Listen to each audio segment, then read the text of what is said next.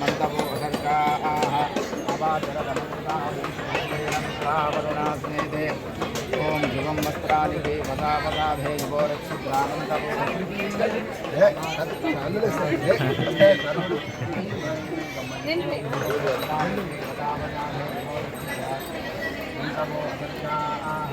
अवाचरदमन्तानि विस्मर्तेन मुद्रावरुणास्नेते ओम जुगम वस्त्राणि ते वदा वदा भे युवो रक्षिद्रा मंतवो असर्गाः अवाचरदमन्तानि विस्मर्तेन मुद्रावरुणास्नेते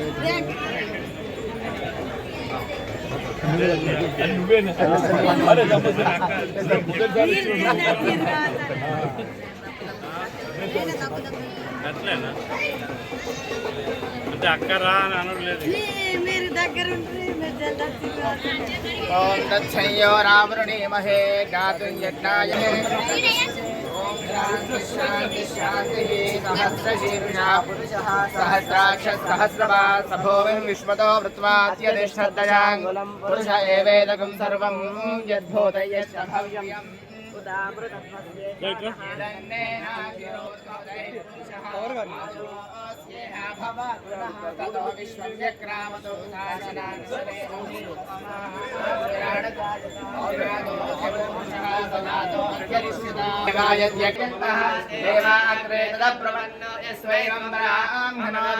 तस्य देवा असन्वशे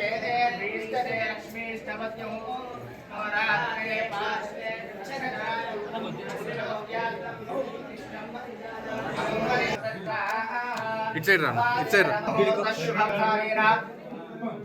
ओम गणानान्त्वा गणपतिं भवामहे कविं कवीनामुपमश्रवस्तमं ज्येष्ठराजं ब्रह्मणां ब्रह्मणस्पद आनश्वन्वन्नोतिभिस्सेदसादनं श्रीमन्महागणाधिपतये नमः प्रणो देवी सरस्वती वाजेभिर्वाजिनीमती धीनामवित्रयवतो श्रीमहासरस्वत्यै नमः गुरुर्ब्रह्मा गुरुर्विष्णुर्गुरुर्देवो महेश्वरः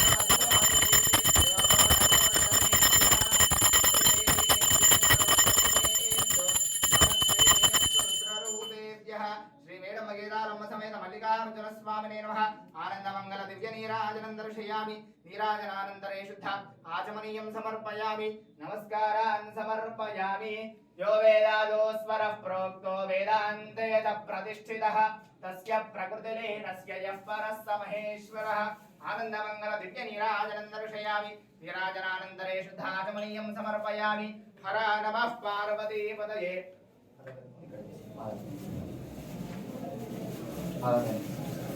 तांबूलादि सर्वोपचार पूजां परिकल्पयामि यो वेदादो स्वरः प्रोक्तो वेदान्ते च प्रतिष्ठितः तस्य प्रकृतिलीनस्य यः परः स महेश्वरः तांबूलादि सर्वोपचार पूजां परिकल्पयामि नमस्कारान् समर्पयामि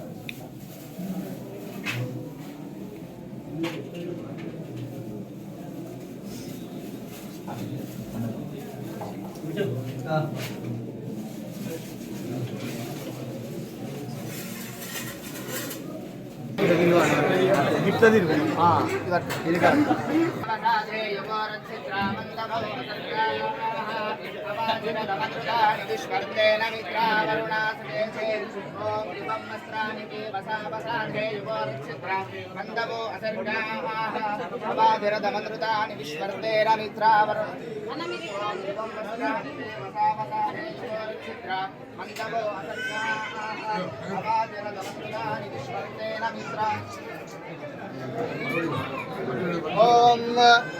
ओषधयः सगुं समोषधयः संवदन्ते वदन्ते संवदन्ते वदन्ते सोमेन सोमेन वदन्ते वदन्ते सोमेन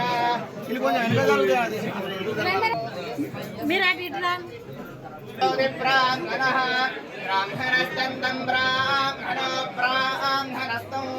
तगुराजन् राजन्तं तगुराजन् राजन् पारयामसि पारयामसि राजन् राजन् पारयामसि हृदं वेत्वा मधुचारुगव्यं विदेव पुत्रमभिरक्षदादिमं शतमानं भवति शतायुः पुरुषः शतेन्द्रिय आयुष्येवेन्द्रिये प्रतिष्ठते अनुग्रहप्रसादसिद्धिरस्ते यजमानस्य मनोभीष्टबलसिद्धिरस्तु इष्टकाम्यार्थाबलसिद्धिरस्ते यजमानस्य प्रजाबलस्नेहबल आनुकूल्यताबलसिद्धिरस्तु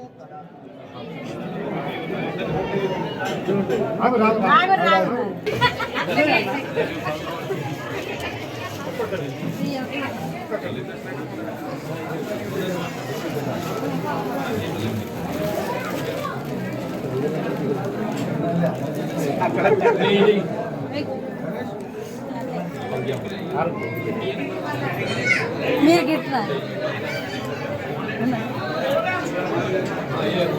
ఇక్కడ ఎందుకున్నాయి అన్న అవి 70 కదా మొదటి చక్రం లేదు దిగట్లేదు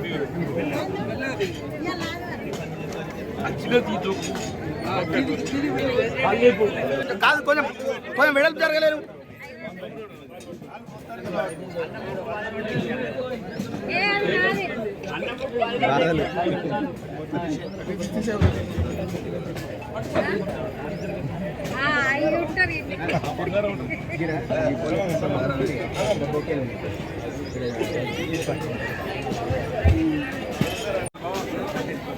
అన్న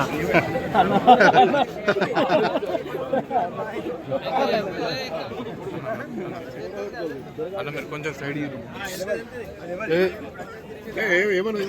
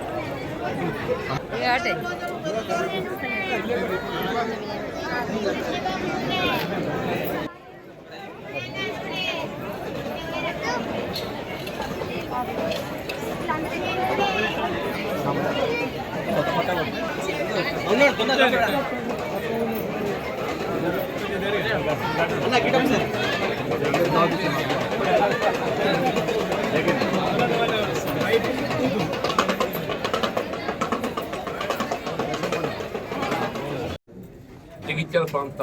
నిరుపేద వర్గాల వారికి అందరికీ పూజనీయుడైనటువంటి మల్లన్న దేవుని దర్శించుకుని వారి ఆశీర్వచనం పొందటం మిస్టర్ లక్ష్మణ్ గారితో పాటుగా ప్రతి సంవత్సరం వారి ఆశీర్వచనం పొందటం మేము ఆనవాయితీగా భావిస్తున్నాం. ఈ పర్యాయం కూడా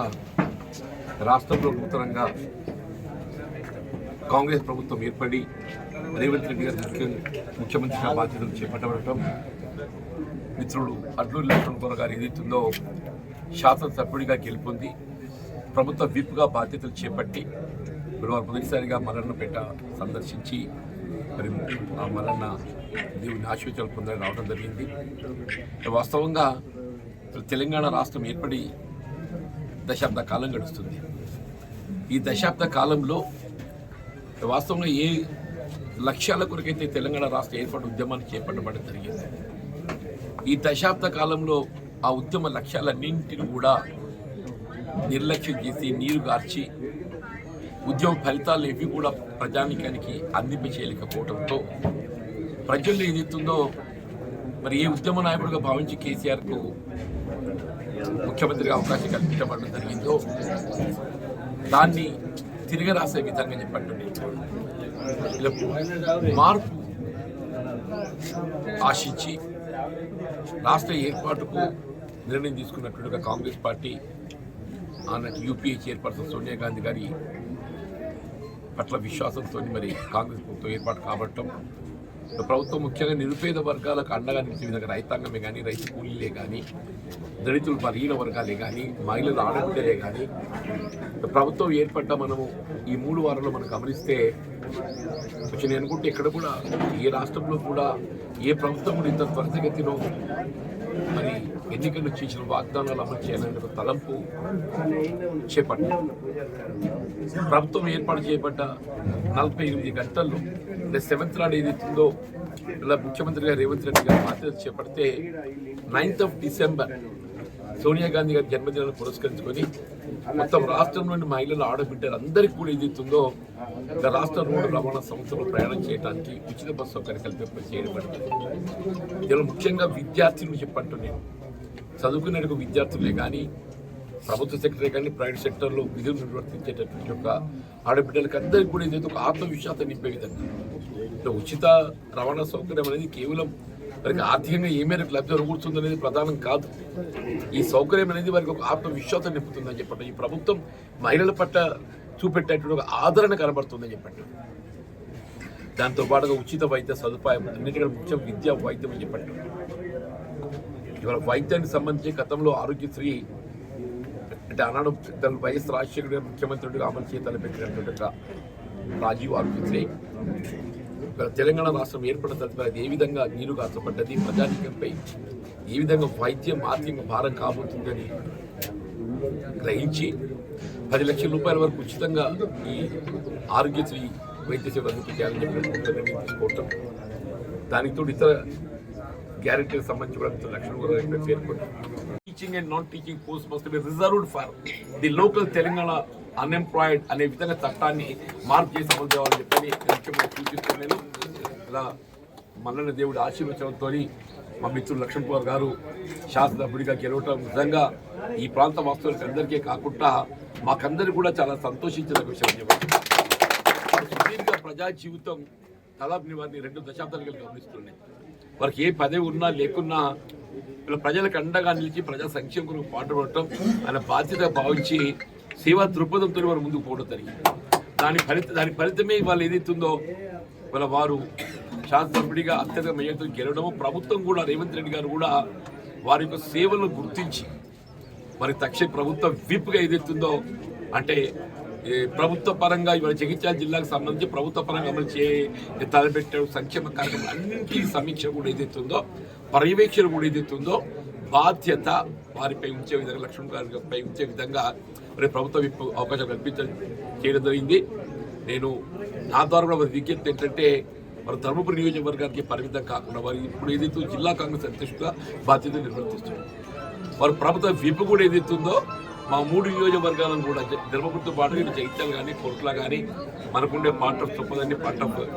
వేములాడ కూడా ఏదైతుందో ప్రభుత్వ సంక్షేమ కార్యక్రమాలు అభివృద్ధి కార్యక్రమాల అమల్లో ఏదైతుందో మన అంటే మీరు పర్యవేక్షించి అవి పారదర్శకంగా అమలు చేయబడే విధంగా మీ బాధ్యతలు